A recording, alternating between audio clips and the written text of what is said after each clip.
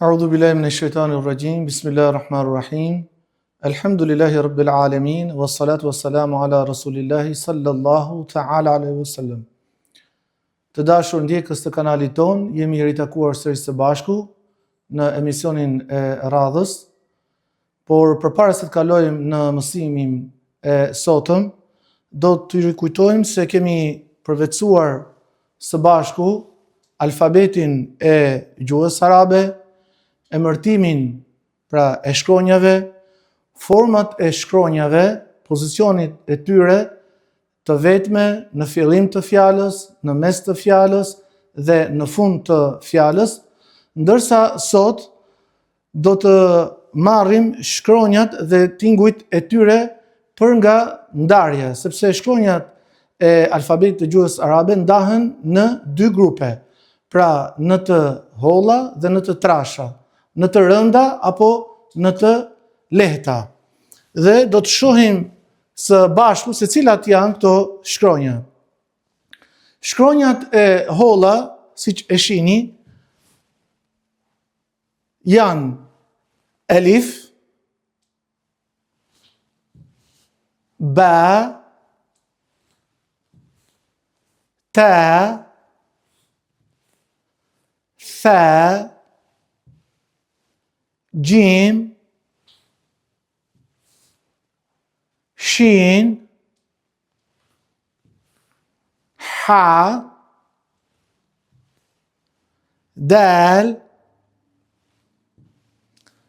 dhal, ra, ain, ghain, tha,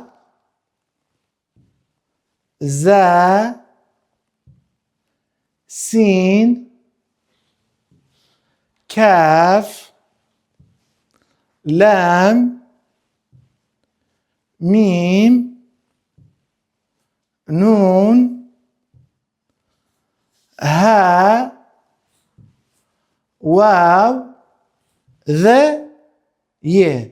Pra, këto ishin shkronjat e holla, që ngjasojnë pothuajse me alfabetin e gjuhës shqipe për sa i përket pra shqiptimit.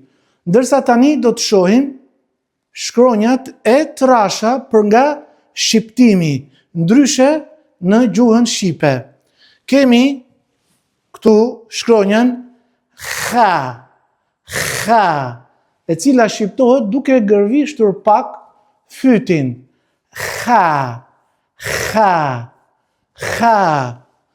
Më pas vjen sad, ndryshe nga sin, apo shkronja jon s, pra kjo shqiptohet më trash. Sad, mbushet goja plot. Për të vazhduar me një shkronjë tjetër që futet te grupi i shkronjave të trasha, e cila është bad, ndryshe nga dal, bad. Për të vazhduar me pa, ndryshe nga shkronjë që ne kemi marrë te. Kjo është pak më rënd, pra mbushet goja. Pastaj vjojmë me shkronjën tjetër të trash që është dha, ndryshe nga ajo që ne kemi marrë dhal. Kjo dha. Vazhdojmë me shkronjën tjetër ghain. Pra mos u ngatroni sepse këtu tek shkronjat e holla ka kaluar si duket si padashje shkronja ghain, po në fakt ghain nuk është e lehtë, është e rëndë. Pra futet tek grupi i shkronjave të rënda. Ghain. Dhe shkronja tjetër qaf. Dhe shqiptohet pra pak më rënd nga kaf, nga shkronja pra kaf. Këto ishin dy grupet e shkronjave të rënda dhe të lehta pra, ose të holla dhe të trasha. Duhet kemi kujdes, sepse në momentin kur këto marrin zanoren e, nuk lexohen më me e, ato kthehen në a. Pra në qovë se ne kemi një prej shkronjave të trasha që ka fetha, pra ka zanoren e, lexohen pra sikurse janë të shënuar me zanoren a. Por pa humbur kohë, ne do fillojmë me zanoren fetha, që është zanorja e. Zanorja e shkruhet në këtë formë, si që shihni, një vizë pjertas, e cila vendoset gjithmonë sipër shkronjës. Pra duhet kemi kujdes, sepse edhe zanorja i ngjason për nga forma e të shkruarit, por vendoset poshtë shkronjës, ndryshe nga zanorja e, fetha, e cila vendoset gjithmonë pra sipër shkronjës. Dhe kemi këtu e, be, te, the, gje, ha, de, dhe, ze, se, she, a, fe,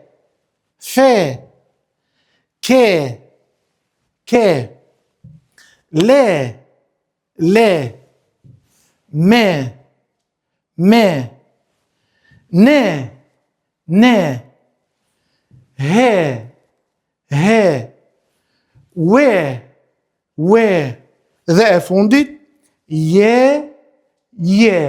Pra këto ishin shkronjat e holla, së bashku me zanoren e cila shkruhet në një vizë pjertas, sipër pra tyre. Për të vijuar më pas me shkronjat e trasha, por kur kanë edhe zanoren e. Ha,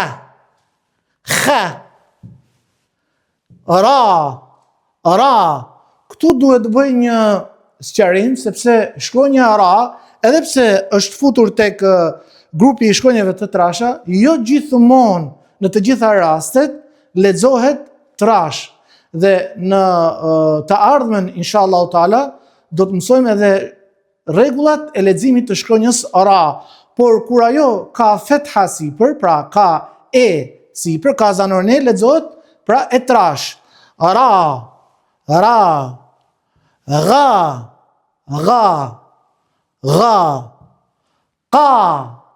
ka. Vazhdojmë. Sa, ba, ta, dha. Siç edhe ju e pat, edhe pse kanë zanoren e sipër, nuk i lexova me e, por me a. Nuk lexova ha, nuk lexova re, ra, nuk lexova ghe, gha, nuk lexova ke, ka, nuk lexova se, sa, nuk lexova dhe, ba, nuk lexova te, po ta, nuk lexova dhe, po dha, sepse janë të trasha. Atëre pa humbur kohë, të dashur ndjekës të kanalit ton, ne vazhdojmë me ushtrimet, me fjalët që kanë zanoren e sipër. Vazhdojmë pa humbur kohë. Emera, se'ele. Tashmë keni kujdes, sepse konsiderohet që tashmë ju i keni mësuar shkronjat si të vetme edhe në pozicionin e tyre, pra në fillim, në mes të fjalës. Atëherë ne vazhdojmë dhe lexojmë me bismillah, pra. Se'ele, thamara, ba'atha, nabadha, wahaba, فتح ترك ختم عدد جعل مثل رفث حضر شجر عبد خلق أحد فاشدوين وعد ذرأ نزل كسب دخل رجع شرح وجه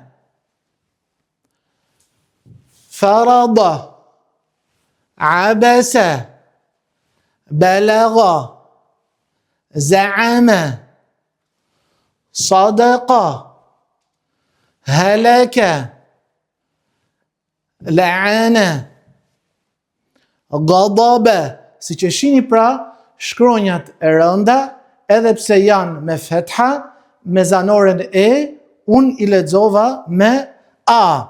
Pra, ghadabe, batashe, darabe, hadara, arada, taba'a, nakasa, khalata, ظهر مكر غلظ عشر كفر. Vazhdojmë. فطر قدم سقر جرم بطن منع مثل نظر فصل وأخذ وجمع ففسق. Si që shini, këto janë fjalë që kanë më tepër, më shumë pra se 3 shkronja. Vazhdojmë. Fasarafa wa nafakha fahashara. Normalisht këtu del si është kputur, por është në rregull, pra është fillimi i një shkronjës tjetër. Vazhdojmë. Zalamaka fasajada la dhahaba. Të gjithë këto janë me zanoren e, si që shini pra nga forma dhe shenja që kanë sipër.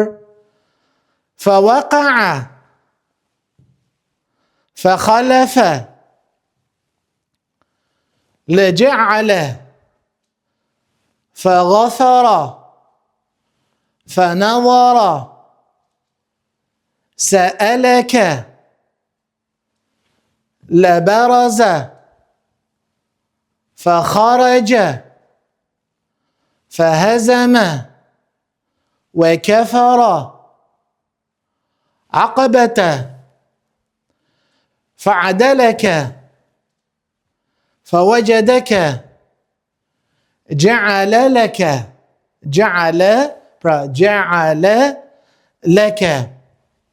Këto ishin disa prej ushtrimeve që bënin të qartë se si lexohet zanoria e së bashku pra me shkronjat të pozicione të ndryshme.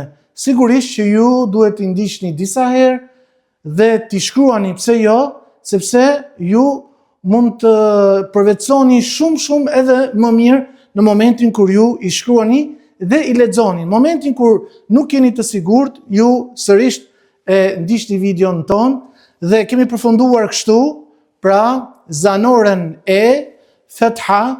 Inshallah taala në mësimin e radhës do të marrim zanoren kesra, i dhe dhamma.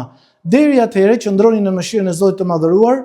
Assalamu alaikum wa rahmatullahi ta'ala wa barakatuhu.